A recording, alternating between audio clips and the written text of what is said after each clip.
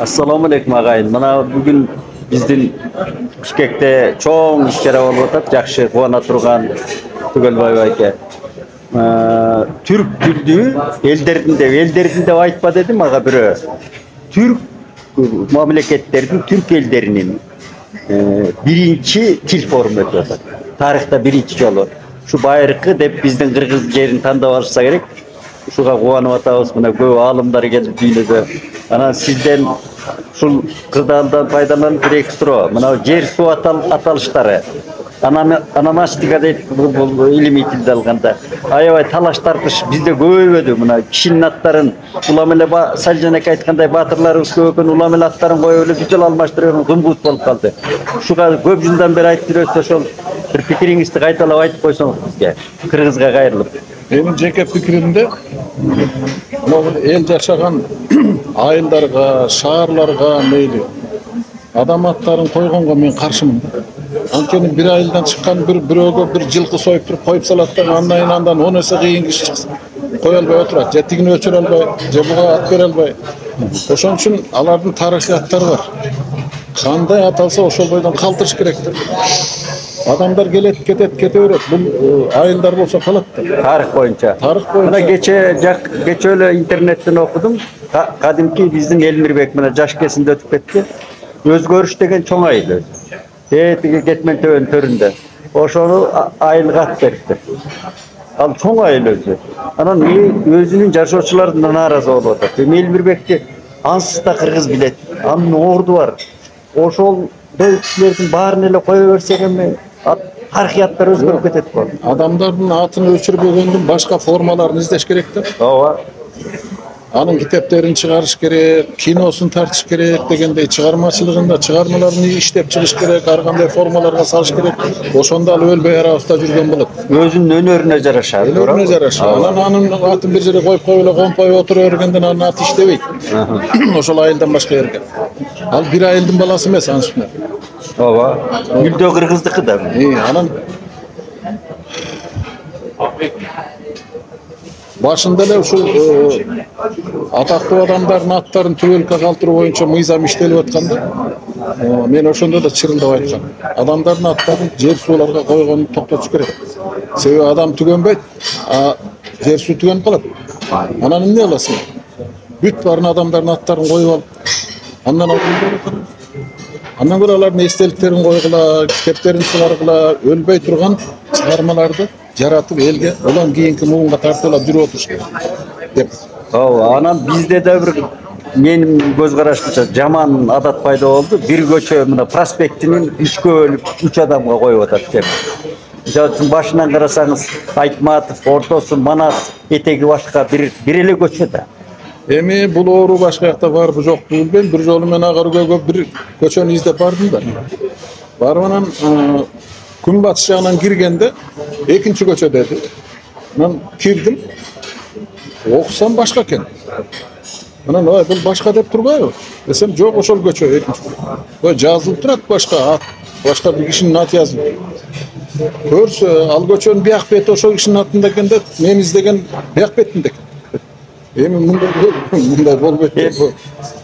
Буга чейин куурабаш керек да. Анан да кантан ташынып сиземи дүйнөнү эле кезип жүрөсүз, көрүп жүрөсүз. Мына биздин тоолор, bizde тоолор 90% тоодон турган жерибиз. Анан чоку да көп экен bizde. Чокуларга чейин ат коюп атпайбы? Кандай болот эми ушундай? Барбы башка жакта практика ушундай? Эми бул кошомат. Кошомат. Ал тоо суранган жок. Ал тоо бизге чейин турган тоо, бизден кийин да кала турган тоо. Анан эле ошо ойго келген жасай берген иш да. Биздин ушул мындай ботко саясатыбызда эл каранда эл ылдый жактагы элден бийликке чейинки. Себеби корол суранган жок, мени коюп койгула bir ала тоонун bir чокусуна деп. Же Путин суранбайт да, туурабы? Мисалы Алпы тоолору Европанын не деген гана улуу кишилерин көргөн жок. Ошонун ар бир чокусунда ар бир европейстин аты турабы? Турган жок. Жөн эле кошоматтын bir жеткен жери да. Муну bir мамлекеттик деңгээлде bir колго алып, мыйзам чыгарып токтотпосо, бул кийин эми биз башыбыз адашып калса кандай болот? Мыйзам капкачан чыгыш керек болчу бул боюнча. Анан Biz mындай изденбейт экенбиз да. Мисалы бирөөнүн атын түбөлүккө калтырабыз десек, түбөлүк эчтеке го, бирок ошого салыштырмалуу калтырабыз десек, анда ошонун формаларын издеш керек. Жөн эле турган даяр нерсеге кое салбай, формаларын издеш керек. Мисалы, мына Атай, бул бир шумдук феномен. Ооба. Теңдеши жок феномен чындап келгенде. Мындай 5 өнөрдү катарынан чокусуна чыгарып кеткен эч ким жок. Жок экен. Эми ушул кишинин мына 120 жылдык өтпөй калды. Биз көчөгө атын коюп койгондо эмне болду? Коюп койду. Мына Огонбаев көчөсү турат алда, чүйгө катарлаш. İşte atабы, бул көчө. Жазылгандан башка эчтеке жок. Атайдын 120 жылдык өтпөй эле калбады. Мына быйыл өткөзөлдү деп атабыз. Аны жаштарга, балдарга, урпактарга таанытуу, билдирүү деген. Мына билдирүү үчүн Атайдын ырларын заманбап иштеп чыгып, жаштарга сунуш кылып, анын чыгармалары эми ансыз да күчтүү чыгармалар экен. Мына 5 обону бар, ушул күнгө чейин келатат. 100 жыл болду. Тарых таржымадын ошолор. Ырлар кандай чыккан? Анан булардын видеолорун жасап, аудиолорун жасап, бир музей ачып дегенде ошонун ичине кирип мен Атайдын ырларын угам десем, уга тургандай мүмкүнчүлүк түзүү. Атайдын үнүнүн тембри өзгөчө жилдей турган керемет. Эми мен Алым Кулсенбаевдин кемпирин көрүп калдым. Ошол киши айтат, бул силер угуп аткан Атайдын үнү ооруп болбой калгандагысын угуп атасыңар дейт. Жаш кезинде 25 жашына чейин үнүн укпай калдыңар дейт. Жана кыргыздар 1 айылдан 1 айылга 3-4 айылга чейин ээчип барып уккан үн ошо болчу. Үнү бузулуп калды да. Эми андан дагы тексттерчи. Эми илгерки лириканы билесиңер. Алгачкы 2 сабы таптакыр башка. Ооба. Мына Акзыйнаттагы кең каракол четинде деген биздин айыл. Биздин айыл каракол четинде деген да ошол айылдын жанында турат. Кең каракол четинде керкимдин учу кетилди дейт. Анан бул таластыктардын көкүрөгү бийик да. Ооба. Жөн барбайт. Керилип барып бир өпсөм дейт. Сенин кебестен жумшак бетиң дейт. Кумушектен да. Керилип барып. Ооба. Анан мен элестете албайм да. Ал өптүрбөйбү деп сурабайт. Керилип барып бир өпсөм дейт.